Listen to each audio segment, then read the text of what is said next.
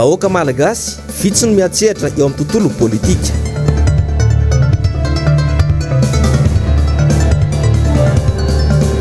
Fitaovana nasionaly ny RMDM ao anatin'ny fiomanana tanteraka.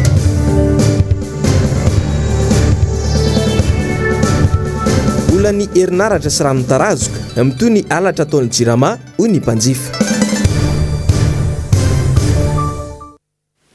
Topoklasy tokovavy tsy diako ny tokantranonao amin'ity arivany Alarobia fa 20 ny volana Jolay 2024 ity tonga soa indrianao atao anatin'ny fampalalam-baovao ny fahitalavitry ny MBS ka manasanao ampanajana sy ampitiavana tenako anaraka izany hatramin'ny farany. Isataratsika avy hatrany ary ny fiarahana dia tonga tsidika ny lehiben'ny mpanohitra Andriamatoa Marc Caravalamanana Andriamatoa Tobias Glossman izay chargé d'affaires américaine androany tetsy amin'ny trano fonena ny filoha Marc Caravalamanana tetsy faravohitra fionana izay niarana ny dinika ny raharam-pirenena moa ity fionana ity manaramaso akaiky ny toedra raharam-pirenena ireo firenena vahiny amin'izao fotoana izao tsara ny manamarika fa maro no masitsivana takin'ny fiombona be iraisam-pirenena tahaka ny fitondrana tsara tantana ny ady amin'ny kolikoly fanjakana tantandalana fanajana ny zon'olombelona ary ny fanajana foto-kevitra ara-demokratika raha tsy misy tanteraka ireo dia voalaza fa tsy azo antoka na tsy itokisana intsony eo imasony firenena vahiny isika eto Madagasikara atombanana fa anamafy ireo dingana sy ezaka tokony ataon'ny mpitondrana eto amintsika momba izany ity tompona andraikitra Amerikana ity ny fanakalo hevitra mikasika ny toedra ara-politika sosialy toe-karena ary ara-pahasalamana moa ny rotonta tamin'ity androany ity mbola manam-pirofo hatrany ny fifandraisany amin'ny vondrona iraisam-pirenena ny filoha Marc Caravalamanana ary olona tsy azo hitovirana izy raha resaka diplomasia.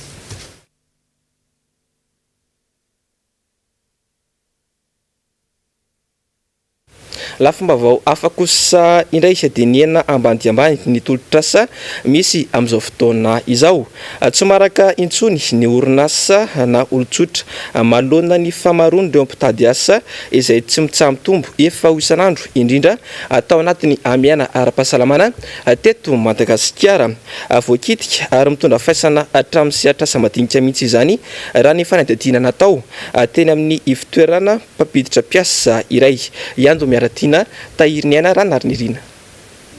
Tsy mifanaraka ny tolotra sy ny tinady eo amin'ny sehatry ny asa raha ny zava-misy ankehitriny indrindra taorian'ny krizy ara-pahasalamana teto Madagasikara tsy maraka intsony ny orinasa na olon-tsotra mitady piasa maro loatra manao toy-vakana mihitsy ireo olona mitady asa eto sy eroa mitondra faisana hatramin'ny sehatra asa madinika raha ny zava-misy eny amin'ireo ivitoerana mpampiditra piasa na ny agence de placement ny ena be tsy toy ny taloha ny tolotrasa raha ny fanazavany tompona andraikitra tahotra ny amin'ny fifaneraserana sy ny fiatraikany nateraky ny valanaretina Covid-19.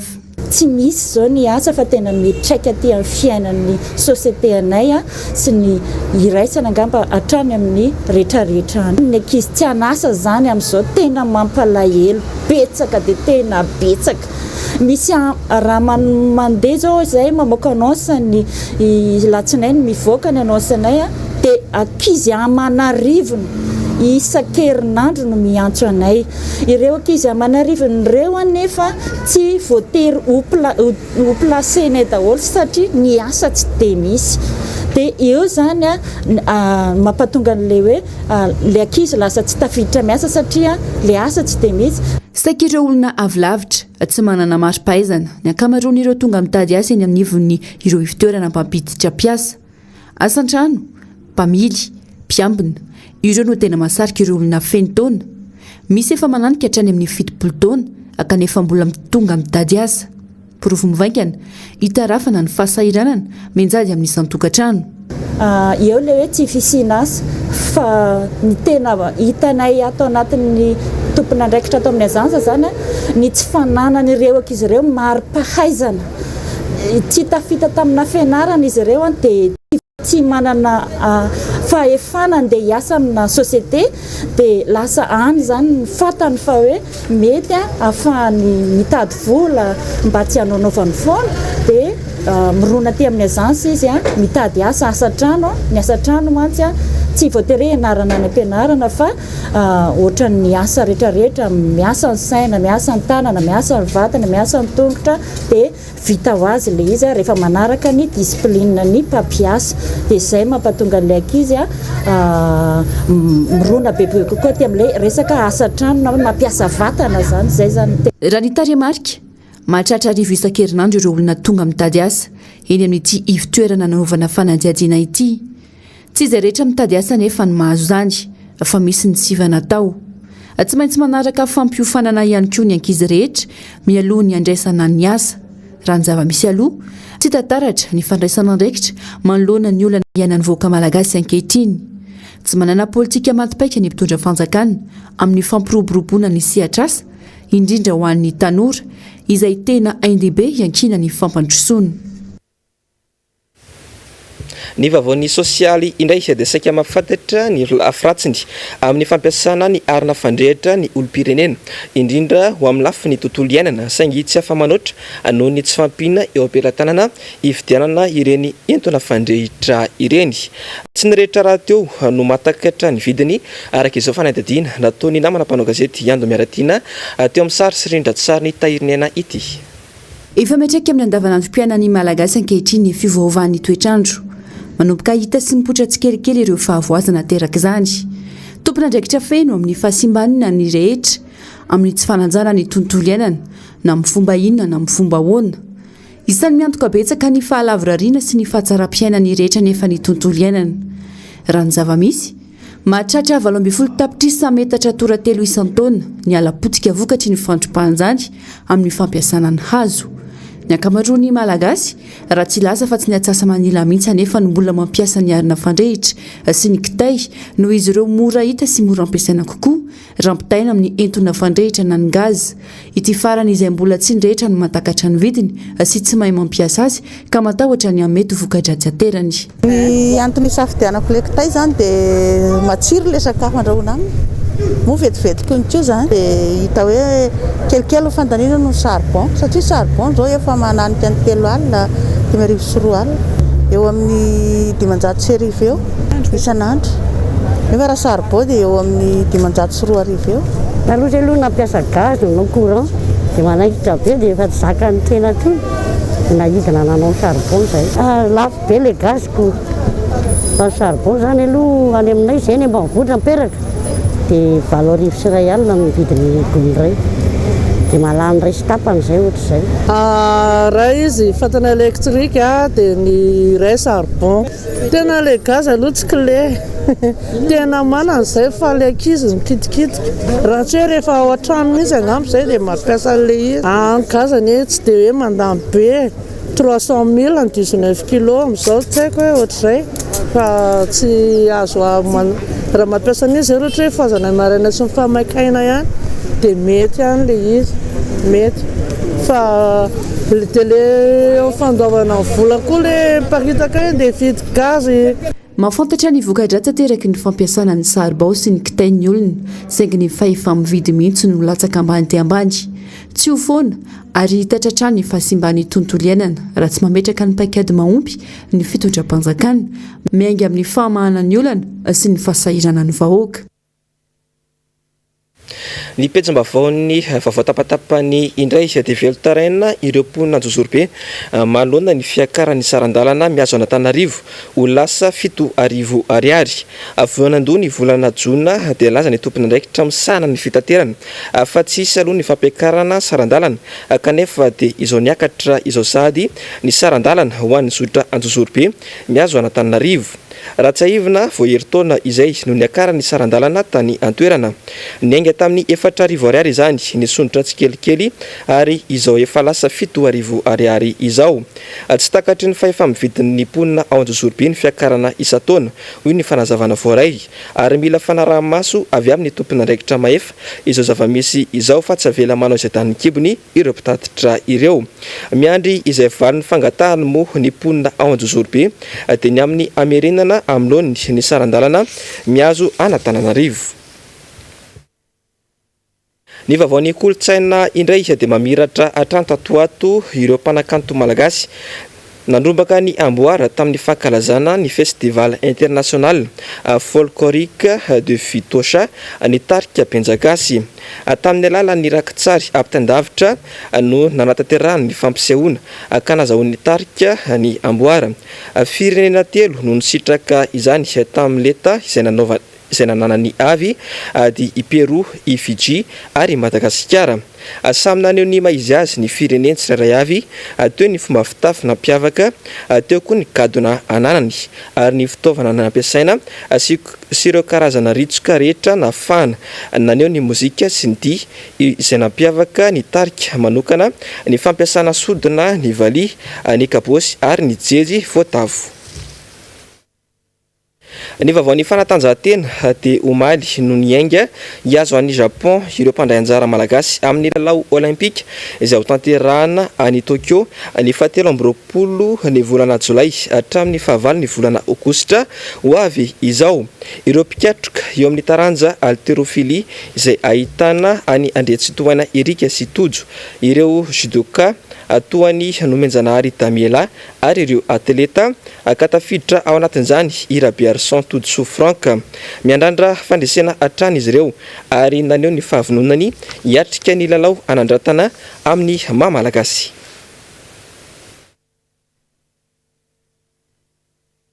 Vaovaon'ny fanatanjahantena izay hatrany efa mipetrapetraka hatrany amin'ny 520 isanjato ny fanamanana ny Coupe de Madagascar eo amin'ny taranja tsipikanety be izay atao any amin'ny faritra vakana karatra amin'ny farany herinandro ho avy izao. Mbola tsy voafaritra kosa nisan'ireo ekipa andray anjara amin'izany araka nambaran'ny federasiona tamin'ity androany ity. Mialy raharombana teo amin'ny rindrantsariny Mateo Prince. Ekipa maherin'ny telonjato any no andrasany soratra anarana sy andray anjara amin'ny Coupe de Madagascar eo amin'ny taranja tsipikanety be izay ho tanterahana any amin'ny Ligue Natsirabe ao amin'ny 15 ekipa amin'ny Asabotsy sy Alahady ho avy izao. Amin'ny Coupe de Madagascar azy dia misy ny fepetrana mipetraky ny federasiona amin'ny fandraisana anjara amin'ny lalao. Ny rehetra lalao dia tsy maintsy manana licence avokoa. Club nous par le bien club nous anaovana l'inscription aty amin'ny FSB mavantana zany na any amin'ny Ligue Natsirabe ihany koa. Ny toute catégorie zany io Coupe de Madagascar io ka mampandray anjara atsika rehetra zany hoe ao ny junior, ao ny senior, ao ny dame ary ao ny vétéran. Fa eo amin'ny vétéran no araka ny lazainy hoe nisy karazana kely polémique kely zany mahakasika an'le azona vétéran. Io azona vétéran io zany dia efa tamin'ny ouverture efa nataonay 55 plus. Dia nisy moa zany ireo antokon'olona maromaro vitsivitsy, ireo club maromaro vitsivitsy nangataka hoe atao vy 50 à 60 dia 60 et plus. Dia rehefa mivory moa ny FSBM zany dia nanapaka naka tamin'ny technicienne zany fa hatao 55 ans ihany et plus ny catégorie vétéran zany. Tafiditra ao anatin'ireo ekipa andray anjara amin'ny championnat du monde na ny fiadinan'ny tompon-daka eran-tany amin'ny tsipikanety be i Madagasikara. Amin'ny volana novambra ho avy izao no anatanterahana izany ka izara roa ny fandaharam-potoana. Ny 12 ka hatramin'ny 14 novambra no anatanterahana ny lalao fifanintsanana ho an'ny ekipa junior sy ny dame ary ny 17 ka hatramin'ny 1 ny volana novambra kosa ny an'ny senior. Invitation ho an'i Madagasikara tokony tonga ngamba amin'ny herinandro ambony farafahatarany. Tiako moa qualifié zany tamin'ny 2019 tany amin'ny championnat d'Afrique atsika qualifié andray anjara amin'izany championnat du monde zany. Fiovana ny toerana andeha hanaovana azy zany amin'izao fotoana zao satria tsy atao an'i France indray le izy fa ho atao an'i Espagne. Catégorie telo zany no andray anjara amin'io championnat du monde io. Dia ny catégorie junior, ny catégorie dame senior moa zany filazany azy, dia ny catégorie homme senior.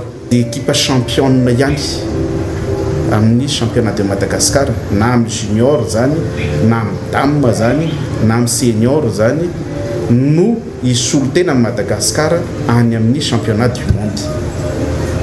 Ka ho fantatra atsika aoriana fikarakarana an'izay championnat de Madagascar zay ny équipe solitena Madagascar andeha hoany. Araka ny nambarany teo anivon'ny fédération nahatrany dia manodidina ny arivo eo ny isan'ireo mpilalao tsipy-kanety be efa manana lisansy amin'izao fotoana izao. Mbola mitohy hatrany kosa ny fandraisana ireo mpilalao mbola haka izany araka ny voalaza. Fandeha iverenantsika kely ny pejam-baovao sosialy satria dia tsy araka ny nambara ny fianany faktura ny jirama raha ny hitan'ny mpanjifa ny resaka tamin'ny mpanao gazetinay tamin'ity androany ity. Eo ny fatapahan-jiro lavareny izay vazary fiainan'ny mponina isan'andro mampikaikaika ny olona ihany koa ny fitanga ny vidin-jiro sy ny vidin'ny rano tsy araka ny fandaniany isa-tokantrano. Mponina avy eny Andoharano fotsy indray androany no nitondra ny fitarainany tamin'ity androany ity. Mialy rarinombana teo amin'ny sary sy rindran-tsariny Mateo Prince. Trindrangiro hatreto raha ny famahana ny olona-mpamatsiana jiro sy rano tantanan'ny orinasa-mpanjakana Trirama. Olana nisina fampanantenana efa tsy haintsona hoe impiry ny hamahana azy aingana. Mizaka ny tsy arahany any amin'izany ny mpanjifa. Tsy ny fahatapahan-jiro sy ny fahatapahan-drano lavareny irery intsony no hiaretan'ny mpanjifa fa dia mizaka ny alatra teo amin'ny orinasa Trirama ihany koa izy ireo. Amam-bolana maromaro izay no nandrenesana fitarainana ny mikasika ny fiakaran'ny vidin-jiro sy ny vidin-drano any amin'ny akamaroany ireo tokantrano eto Antananarivo.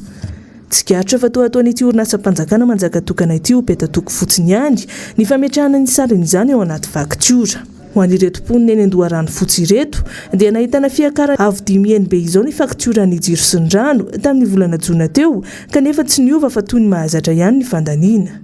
Tsy misy ny vahaolana raha mitondra ny fitarainana eny anivon'ity orinasa ity ireo mpanjifa. Hatramin'ny siny le hoe mpanjifa indray no mandray ireo levé ny jirama dia lasa misy problème le izy. Raha na 80 000 ariary ny jironay teo aloha lasa 400 000 ariary amin'izao fotoana izao. Avy zany base ny aingainy jirama nafanina anao an'izany zavatra zany. Rehefa tonga ianao mitaraina amin'ny jirama hoe ahoana ty jiro ty lasa misy tasy d'huile ohatrany tany amin'ny HCC teo aloha le fomba fiteny manao hoe azo raisina fa tsy mitombona. Izy mahita valy foana tsy zakanay le izy. Ary rehefa nanontaniana mampiasa ny jirama dia zao ny nambarana. Misy an'ity deuxième tranche sy troisième tranche ty ozy izy izay nidivanay mpiasa ny jirama hoe tsy zakany vahoaka io fa zatao an'io. Tsy tia laly izay fa teny midiny io izy ry zareo dia mampiaty izay izy mampiasa ny jirama. Tarifa inona ny tena nataon'ny jirama? Tarifa mambotry vahoaka sa tarifa manampy vahoaka? Andreo matofy loha marary ny vahoaka. Jerevy zao zavatra zao aza vonona ny vahoaka. Tsy manao ny asanareo sady manatrareo lehibe zay mbola anatitra vola ho anareo ny jiro amin'izany en plus mitombo foana. Mba tsonjovy ihany le malagasy fa aza manao an'izany loatra vavabe fotsiny. Aza atao oeraoera ty fiainan'ity jalony malagasy. Oeraoera sy fampandriana drisa no betsaka fa tsy misy ary tsy hitan'izao fitondram-panjakana izao ny fitsonjovana sy ny fijegena ny marary ny vahoaka dia ny resaka sosialy amin'ny ankapobeny mihitsy izany. Tokony hajanona ho hiatrany ireo mpanjifa ny filazana fa hoahena ny vidin-jiro sy ny vidin-drano satria toa nofinofy ihany izay voalaza. Tokony handray andraiky ny atsakany sy andavany tahaka ny fangalana vola amin'ireo olona ihany koa ny orinasa jirama raha ny voalaza hatrany. Atsaraina amin'ny vidin-jiro hoe anaovana information daholo ty teleka isan-karazany ty. Ary nareo moa dia manao tamitamina hoe midina amin'ny vidin-jiro. Aty nefa nareo manao kobay aty ambadika aty ampiakarinareo ny vidin-jiro. Andriamatoa ministra ajanony le tamitamina amin'ny télévision sy ny radio fa fandrebirebena saim-bahoaka fotsiny io. Tsy vitany jirama ny maka relevé amin'ny mpanjifa fa rehefa iverifie hoe mitombona marina ve le ao amin'ny compteur tonga ihany zala ay vitany jirama ihany zany ny maka relevé aty amin'le mpanjifa. Samihafa ny ambaran'ny mpitondra sy ny zavamisy iainan'ny mpanjifa. Toa miaro lainga sy fandrebirebena fa tsy mahavany tena olana no fahitan'ny olona azy. Raha mandeha amin'ny fanatsarana ny tolotra homan'ny vahoaka ireny abahalaina ireny dia tsy olana hoy ireo fanehoan-kevitra fa ny tsirariny dia any amin'ny tsy izy no alehany any amin'ny atretran'ny mpitondra sy ny tombotsoany manokana kanefa dia volam-bahoaka. Maro tokoa ny hetra sy abahalaina amin'ny fakturan'ny jirama toy ny redevance, ny prime fixe, ny taxe communale, ny surtaxe communale, ny TVA saingy tsy hita mazava hoe makaiza ny fampiasana ireny raha ny kalitaon'ny tolotra no hitsarana azy. Maro no mahatsikaritra vabe loatra ny tarehim-bola sarotra vakiana sy tsy hita mazava ny fampiasana azy amin'ireo karazana haba misoratra amin'ny faktiora ankoatra ilay saran'ny jiro. Mifanipaka ny nambaran'ny mpitondra sy ny fipetrany lazaina fa ho raisina. Tsy azo atao ny mikitika faktora raha mbola tsy tsara ny tolotra ho ny filoham-pirenena, fa dia nokitiana ihany ilay izy ary maro ireo nimenomenona tamin'ny fiakarana. Tsy tokony ho lalaovina amin'ny tarehimarika sy ny kajikajy mahafanina ny vahoaka ary atao mangarahara ny zavatra rehetra. Ny fandaminana ny fitantanana ny zavatra samihafa mifandraika amin'ny fiainam-bahoaka no adidy amanandraikitry ny fitondram-panjakana. Mitodika amin'ny sohiombonan'ny be sy ny maro ary fampiasana ny volam-bahoaka amin'ny fikatsahana izany. Mitodika amin'ny lahara-pahamehan'ny mponina. Anisan'izany ity olan'ny herinaratra ity ary tsy latsa-danja ao anatin'izany ihany koa ny rano.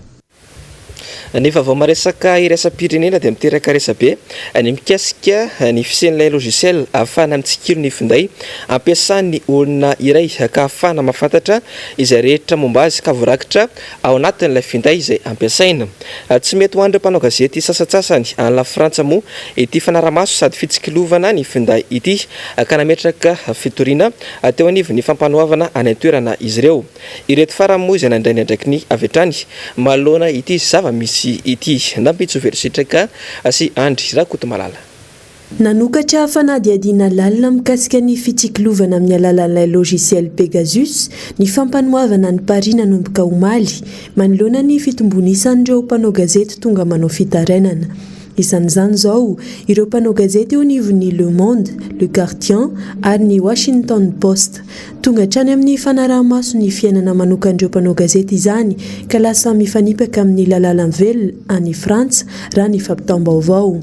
Lisitra na laharan'olona miisa 5 alina no tafiditra ao anatin'ireo vondrona tilin'ny logiciel Pegasus amin'izao ka 200 amin'ireo no mpanao gazety, 900 ireo mpanao politika amina firenena samihafa, 520 ireo mpiaro ny zon'olombelona ary 520 mpitatana orinasa lehibe.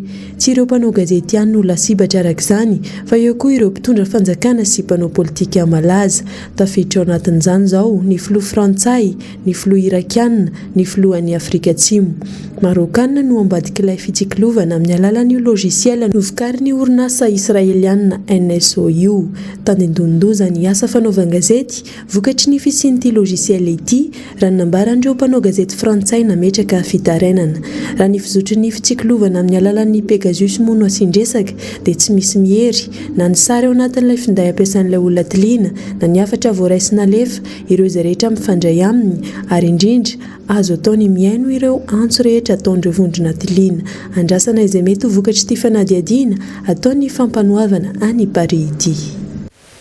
Eo izay vao maresaka iraisam-pirenena izay hatrany dia tsy mitsaha mitombo ireo mpifindra-monina antsokosoko miazo ny kontinanta eropeana ka mandalo amin'ireo sisitany iraisan'ny la Frantsa sy Royaume-Uni indrindra eo amin'ny ranomasimbe iraisan'ny rotonta izany. Nisy ny fivorian'ireo tompon'andraikitra nentina nandraisana izay fanapahan-kevitra izay ho tapahana izay sy ireo fepetra rehetra raisina manoloana ireo mpifindra-monina antsokosoko ireo. Mbola nambitsoverisitraka sy andry rakoto malala hatrany.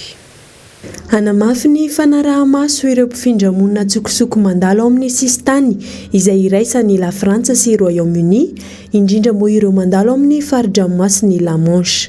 Ampitombona avroeny ny isan'ireo mpitandron'ny filaminana iambina ny sistany ary fitaovana ara-teknôlôjia efa avo lenta no ampiasaina eo amin'ny fanaraha-maso. Raha hoan'ny alatsinainy teo manokana izao dia nahatratra 300 ireo mpifindra-monina antsokosoko nandalo itoeran'io. Tranga mbola tsy nisy hatr'izay ity hoy ny nambaran'ny Premier Ministre frantsay Jean Castex. 227 tapitrisa euro no teti-bolan'ny fandanian'ny Royaume-Uni entina ampiasaina eo amin'izay fanaraha-maso izay. Eo ireo fiara ivezivezy eo amin'ny fanaraha-maso, ahina mafy ny sin'ireo vondron'olon-dratsy amin'ireo mpifindra-monina ireo ka mahatonga ny tsy fandriampahalemana avy eo antony anatanterahana ny hetsika fanairana.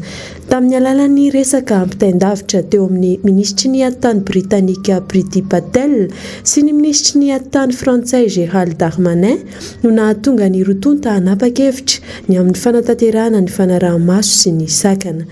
Mbola eo mpanomanana ny sazy hatra amin'ireo izay tratra mandalo amin'ny La Manche, la Frantsa sy Royaume-Uni.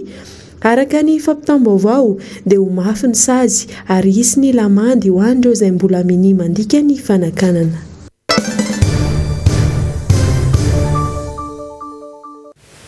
Ny vaovao ny politika dia tafapetraka avokoa ny fandaminana rehetra hiatrehana ny fikaonan-doha nasionaly ny rodoben'ny mpanohitra izay atao eny Bepas ny zoma sy ny sabotsy ho avy izao tsy kisendrasendra ny anaovana izany hetsika izany. Hoy ny solombavambahoaka ny antsehatra tao anatin'ny fandarana miara-manonja tamin'ity androany ity. Mamitina izay vaovao izay ary Ravirazafimahenina sy Andry Rakotomalala. Ny hevitry ny maro mahataka-davitra noho ny fahitana fa mijaly ny vahoaka ary miaina anatin'ny fahantrana lalina sy tsy fisiana vokatry ny fitantanana kabraraka ataon'ny mpitondra tsy maintsy atao ny fikaonan-doha nasionaly anam-porofona fa tena tsy mandeha amin'izay izy ny fitantanana ny Madagasikara ary atao tsinotsinona ny vahoaka madinika. Ireo rehetra mahatsapa fa tsy miaina amin'ny tokony ho izy, ireo mahita ny tsy mangarahara sy ny zavatra maro samihafa no asena hiary ikondona izy mahatsy ny sabotsy ho avy izao. Matoa misy zany fikaonan-doham-pirenena zany dia fahitana zavatra maromaro tsy mety eto amin'ny tany sy ny firenena raha tsy teny fotsiny hoe ny fandikanan'ireny lalàna maromaro rehetrarehetra ireny ny lalam-panorenana zany tiano tenenina dia raha izay foana ny zavatra misy eto amin'ity tany sy ny firenena ity dia aiza zany ny efa ran'ity Madagasikara ity. N'olona ho avy eo dia mazava be fa ireo izay matsapa an'izay atao hoe zavatra tsy fitezana eto amin'ny tany sy ny firenena na syndicat io na olon-tsotra io na fikambanana maromaro io eo ihany koa ny mpanao politika sy ireo olona maro izay matsapa zany izay zavatra tsy fitezana eto amin'ny tany sy ny firenena izay. Natao io fikaonan-doham-pirenena io mba ahafahana mihitsy hoe mampiseho ny mpitondra amin'izao fotoana izao hoe misy zavatra tsy mety ataon'izy ireo satria zay ny mahatsara le hoe misy le mpanohitra satria le mpanohitra afaka tena hoe manao balizy ny zavatra tsy mety ataon'ny fanjakana. Ny antony mantsy dia rehefa misy le atao hoe fitenena amin'ny mpanohitra dia eritreretina foana hoe tsy ho fitiavana le izy natao hoe resaka tena hoe fanoherana fatahany fotsiny kanefa raha misy lalàna mihitsy hoe mahasoa amin'ny vahoaka malagasy tsy ny député tim mihitsy ny ho sakana tsy andam-pandany an'izany lalàna zany fa raha ohatra kosa hoe misy zavatra tsy mahasoa amin'ny malagasy dia tsy maintsy mijoro ny tena amin'izay zavatra izay ka dia zay fekevitra hivoaka eo dia tsy maintsy ho vakiana vahoaka malagasy ary tsy maintsy hoentsika ny amin'ny aina manjery rehetrarehetra eny ao anatin'izany koa rehetra ataontsika hoe sehatriraisam-pirenena rehetrarehetra tsy maintsy azo an'io daholo eo ihany koa izay androm-panjakana misy rehetra amin'ny tany sy ny firenena. Minitsy mahita ny fahoriam-bahoaka ny mpitondra ary masamilaza fa tsy vao izao no nahantra ny malagasy fanaovana tsinotsinona ary fanabatoana trano no natao teto. Antony tsy avela manao hevitra nagadrainy ireo mba manohitra ny mpitondra izay manao ny tany ny kibony. Ny fahantrana sy ny zava-misy amin'ny fiainana andavanandro tsy fa amin'izao fotoana izao dia tsy ampy atao ionganan'ny fitondram-panjakana fa mbola nampiana raha hoe efa niainana hatramin'izay zany ozy efa 10 taona na 15 taona farafahakeliny lanitra foana malagasy. Amin'izany zay ny fahazarana zay no idéalin'ny fiainan'ny malagasy efa nizarina zay nandritra ny 15 taona ny malagasy ka tsy tokony tsy antsony ny olana raha ny fomba fijerindreo ao anivo mitatana ny fanjakana amin'izao fotoana izao fa matetika ny tsirarina sy ny fanapaharapahefana sy ny jadona sy ny fanaovana tsinotsinona vahoaka reny no matetika zany no mampionga ko inona moa zany efa vao maikenge zany manampitrotraka an'ilay fahantrany satria ireo zavatra teneniny rehetrarehetra ireo no miatra amin'izao fotoana izao ireo daholo no iainana sy ampiaran'ny mpitondra fanjakana amin'izao fotoana izao ary tsy isika atao anatiny tsy vahoaka malagasy miaina eto Madagasikara ihany ary tsy vahoaka malagasy irery ihany rehefa mahatsapa an'izany fa efa izao tontolo izao hatrany ivelany rehetrarehetra any marina ange efa manana ny fiainana izy ihany na malagasy na vahiny fa matoa efa tena tonga amin'ireny hetsika eran'izao tontolo izao reny dia efa samy mahatsapa hoe tafahoatra loatra ary hoy aho hoe ilay lafiny ara-toe-karena ilay tsy fanjariana amin'ny lafiny ara-tsosialy ampiny reto tsirariny sy fanaparam-pahefana sy jadona sy ny sisa reto izay mpitondra fanjakana ihany ny teny an'izany rehefa ireo no mitambatra ampy kosa izay tato ato dia ny teny foana hoe any vahoaka ny fahefana any vahoaka ny fahefana ny fiverenany fahefana ny vahoaka koa maso mandidy amin'ny fomba akany ny fahefana indray amin'ireo izay nampindraminy azy na fahefana nampindraminy io tantara ny ainana eran'izao tontolo izao zany ary tsisy mipetraka eo amin'ny fahefana mandrakizay. Ao anatin'ny fiomanana tanteraka moa ny hetsika izay ho tontosaina ny zomasy ny sabotsy ho avy izao eny am-Baipasy. Fa vitsy amin'ny malagasy sanoliana amin'ny resaka sy ny tontolon'ny politika eto Madagasikara tsy ny eto antoerana irery ihany fa hatramin'ireo firenena maro sasany eto Madagasikara mila mijoro ny olom-pirenena ary tokony isehatra eo anivony politika eto Madagasikara. Hoy ny mpanao politika iray niresaka taminay tamin'ity androany ity. Nantsy Priazary eo amin'ny sary sy rindra tsara ny toky raha marola. Vitsy amin'ny malagasy isa no miantsehatra eo amin'ny tontolo politika eto Madagasikara. Toe-tsaina ninina novolena tao anatin'ny malagasy nataon'ireo mpanjanaka ny tsy fitiavana politika ho itoavana raha lambo mahay. Fa manina malagasy ny tsy manao ary tsy mirotsaka amin'ny politika dia eo ny mirotsaka amin'ny politika aloha zany dia ohatran'ny hoe miditra antoko tsy voatery hoe candidat akory fa manaiky hoe efa mbanivoro tamina fivozona politika ao anatina antoko manao latsakemboka zay zany natao hoe manao politika aloha fa tsy le hoe miresaka politika etseroa na le hoe mamaky gazety.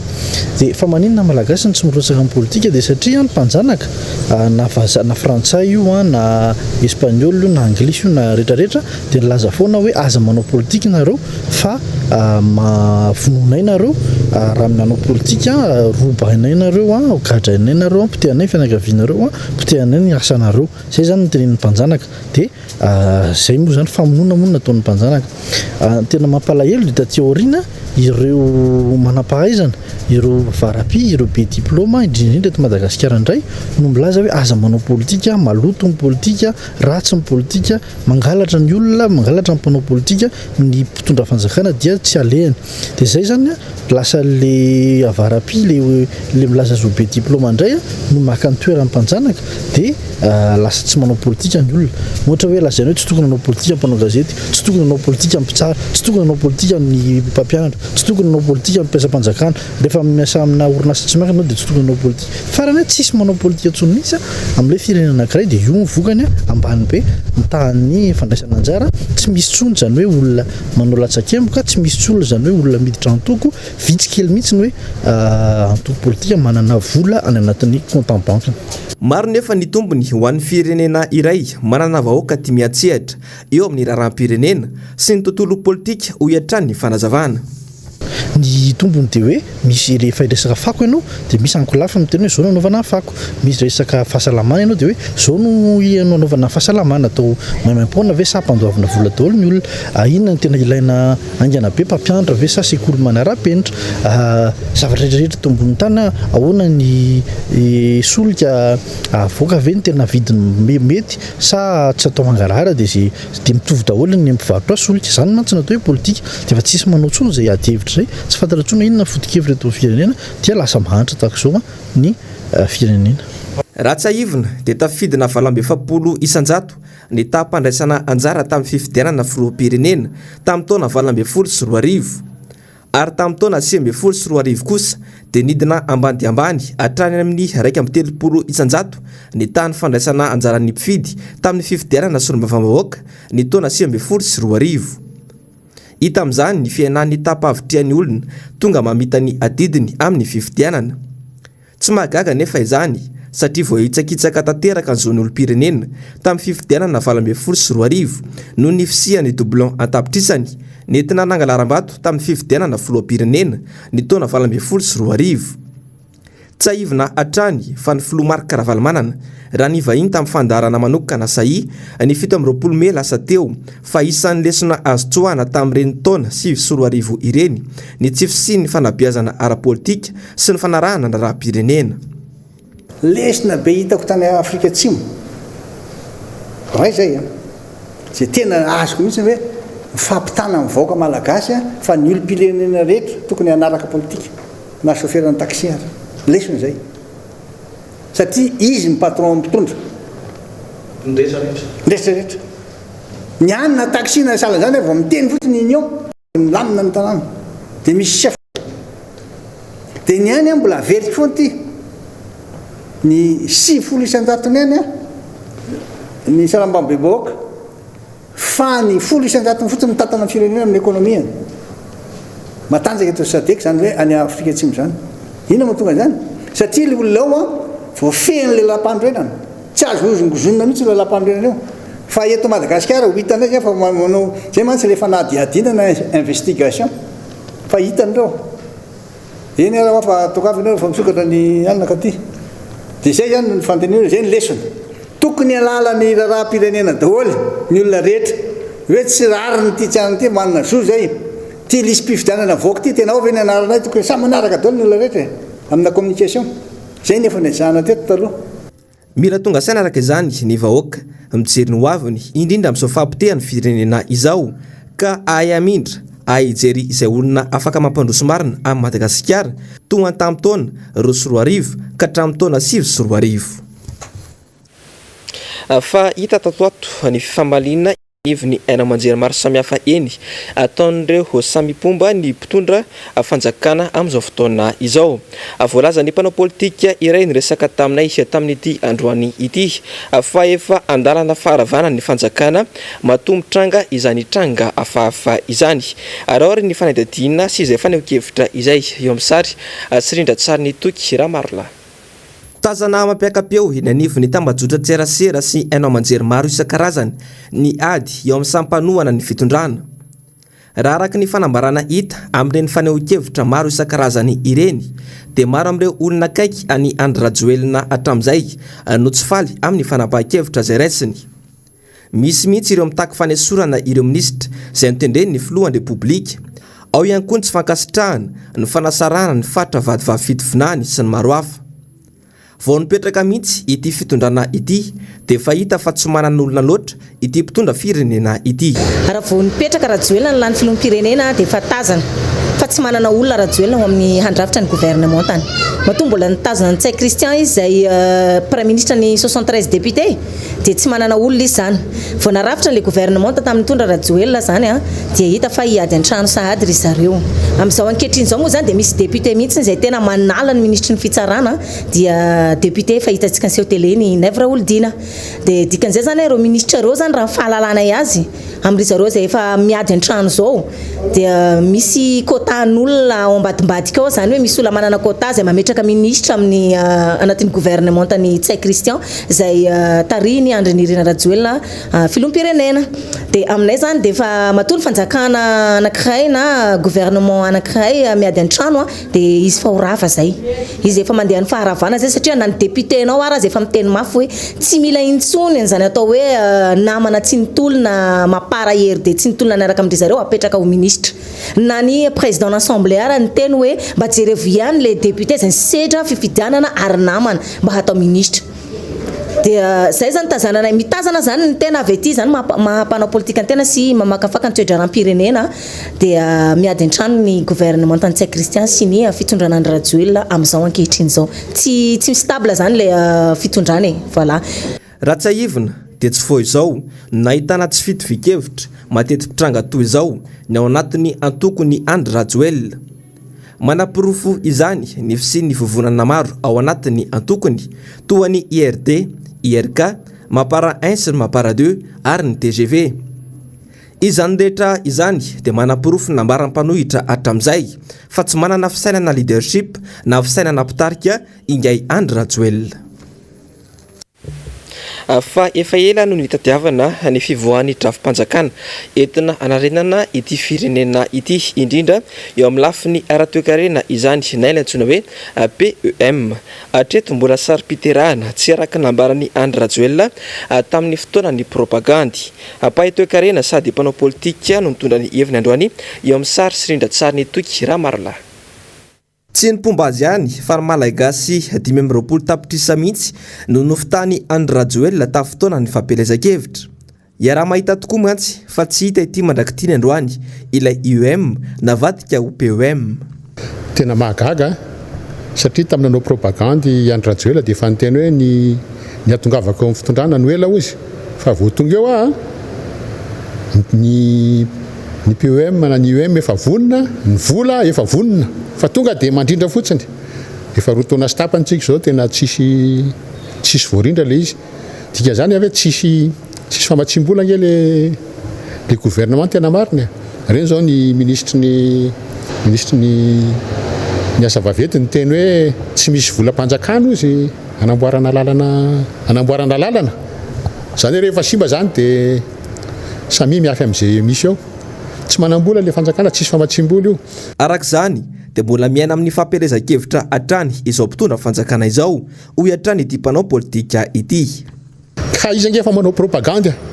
Izy efa mieritreritra ny 2023 za efa miteny foana aza manao propagande tsony ianao fa efa toerana angenao hoe aza manao fampanantenana pokaty fa vao mainka manimbanao io tsy misy efa tsy fampanantenana pokaty tsisy ny azony atao satria zavatra tokony atao tsisy vita zavatra tediavin'ny olona nge tsy hoe anaovana amin'ny mamasina zao a raha anony ianao dia torohevitra azon'ny gouvernement tamenanao dia andao ndana mandeha mijery amin'ny mamasina dia voky raha tsy ampy zay a mandana makary amin'ny rokady vaovao eny misy rivodrivotra eny voky rivotra ianao dia mialatsiny ny tamatavy fa mbola tsy vita amin'ny miami fa raha vita amin'ny miami dia mitsangatsangana amin'ny miami ianao dia voky tsy vao androany akory ny mpanohitra no nilaza fa tsy matotra ara-pitantanana ny firenena mihitsy Iandry Rajoelina satria everiny fa mbola ao anatin'ny fampelezan-kevitra sy tetezamita ny fitondrana any Madagasikara nanomboka ny taona 2024 fantondra ny heviny sy ny fanehoan-keviny mikasika ny toeram-pirenena sy ny fitantanana tsy mahomby eto amin'ny firenena ihany koa androany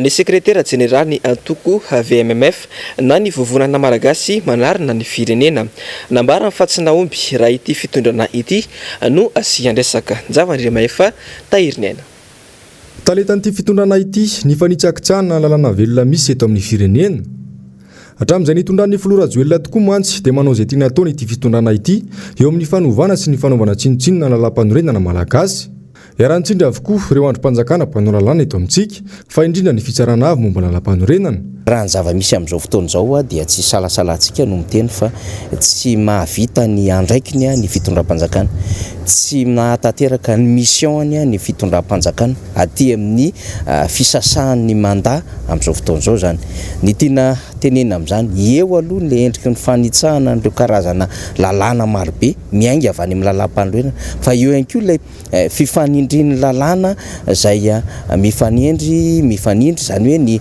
décret no amonona ny lalam-panorenana no note ny amonona ny décret ary ndraindray ny lalàna tsotra ny hitantanana ny firenena nefa misy lalam-panorenana eo dia zany manahirana zany eo ihany koa moa zany ny fahefana mpitsara ny ACC dia manampy tosika ny exécutif zany ao anatin'izay fitantanana firenena miborika zay zany hoe lasa miray tsy kombakomba na ny ACC teo aloha na ny ACC vao miditra amin'izao fotoana izao araka ny fanapahan-kevitra zay avoakan'izany ACC zany dia manimba ilay endrika ilay fanjakana tandalana sy ilay endrika ilay fanjakana tsara tatana zany manampitrotraka hoe hatrany ity mpanao politika ity ny tsy fahombiazan'ireo mpikambana anatin'ny gouvernemanta fa indrena tsara indrindra nefa ny mametra-pialana rehefa tsy mahomby tahaka izao ho hatrany ny fanazavana ny fanarenana zao fahampotehana ataon'ny fitondram-panjakana zao dia mila fotoana maro izay le hoe sady misubira no victime le vahoaka malagasy ka raha ho an'ny mpitondra-panjakana dia zay hoe za moa hatramin'izay nanolotra sosikevitra foana hoe tsy mahamenatra miteny hoe aleo hijanona na aleo mametra-pialana taiza amin'ny fitondram-panjakana tarehin'ny président Ravalomanana ny lafiny ara-toekarena lafiny ara-tsosialy nandeha zany tena raha ohatra ka isa folo no mena amin'ny fitondram-panjakana angamba be loatra raha miteny aho hoe 2 no azo omena ny fitondram-panjakana amin'izao fomba fitantanana amin'ny firenena izao raha fitinina izany rehetra izany hoy ity antoko ity dia tsy mahomby ny fanjakana ka zary lasa manonao foana eo amin'ny fitantanan-draram-pirenena ny olana nefa dia ny vahoaka hatrany no mizaka ny vokany sy hanarina ny firenena izay efa andalam-pahampotehana ankehitriny fa teny fare matetika tamin'ity fitondrana ity ny hoe tany tandalana isika eto Madagasikara atao anatin'izao fitondrana filoham-pirenena ankehitriny io anefa dia miompampanatanteraka ny fandikana ny lalam-panorenana malagasy ity fitondrana ity ihany anefa no nanoratra sy namoaka izany tamin'ny taona 2024 sony mbavambahoaka iray no nitondra ny heviny mikasika izay Germain Menjanary sy Manu Randriamalala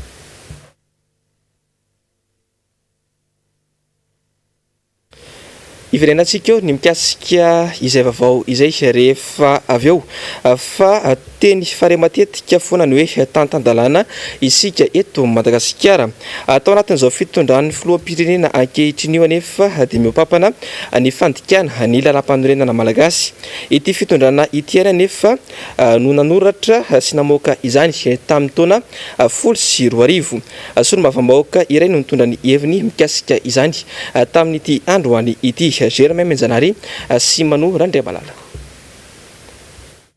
mbola olana iray lehibe eto amintsika ary anisan'ny vato misakana tsy mampandroso ny firenena malagasy ny tsy fisian'ny tany tandalana raha tsy atao lahara-pahamiana ny fametrahana izany dia tsy hisy programa nasany mpitondra na inona rafitra apetraka eto amin'ny firenena hitondra fandrosoana. Tsy mahagaga raha ratsy toerana isika eo amin'ny fanjakana tany-tandalana araka ny tatitra navoaka ny World Justice Project tamin'ny taona 2024 ka nanasokajy ny laharany Madagasikara any amin'ny 500 amin'ny firenena 20. Tsy mety resy lahatra mihitsy ny mpitondra fa mpanisakitsaka ny lalàna velona izy ireo ary tsy ahita-pahombiazana ary zareo amin'ny fampanajana izany lalàna velona izany. Manaprofo izany ny fanambarana nataon'ny diaspora atsy la Réunion ny sabotsy lasa teo raha nanao tombany ezaky ny fitondram-panjakana ankehitriny. Mandika ny lalàna velona rehetra misy eto amin'ny tany sy ny fanjakana, mampiatra ny jadona, managadra ny mpanao hevitra sy ireo rehetra tsy mitovy hevitra aminy, mangalatra sy manodina ny volam-bahoaka, manao kolikoly, mananao foana, mandany vola amin'ny tsy misy dikany. Vara amin'ny 7 tapitrisa dolara no lany nanaovana ny Mahamasina, nefa 7 tapitrisa dolara no ilaina hiadivana amin'ny Kere. Tsy mahay mitantana, manao hoerahoera, mandany vola tamin'ny fanamboarana CVO kanefa tsy mandaitra akory. Mivarotra tany amin'ny vahiny amin'ny alalan'ny emergence. Tsy mitsahatra ny mandainga sy mamitaka vahoaka. Velo rano sy fampanantenana pokaty miisa 100 mahery tsy misy tanteraka. Manageza ny fahefanana ny mpanjakana rehetra. Miaro ny mpanao ratsy sahalan'ny afera SMMC mitady hanome zo-pirenena ho an'ny vahiny. Mamono ny fampianarana amin'ny tsy fikarakarana ny mpampianatra ary mamono mahafaty ny mpianatra mitaky ny vatsim-pianarana.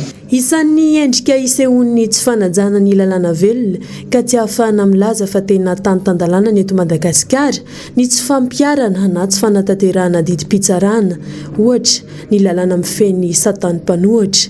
Didy fampiarana fotsiny no nandrasana amin'ilay lalàna 1.4 tsipika 3.30 izay mamaritra ny lehiben'ny mpanohatra saingy ninina novainy izany tamin'ity fitondrana ity. Firy sy firy akory ireo tranga namoahany fitsarana didy saingy sain'ny mpitondra ambony ara-panjakana no namoaka fepetra milaza fa tsy azo tanterahana io didim-pitsarana io.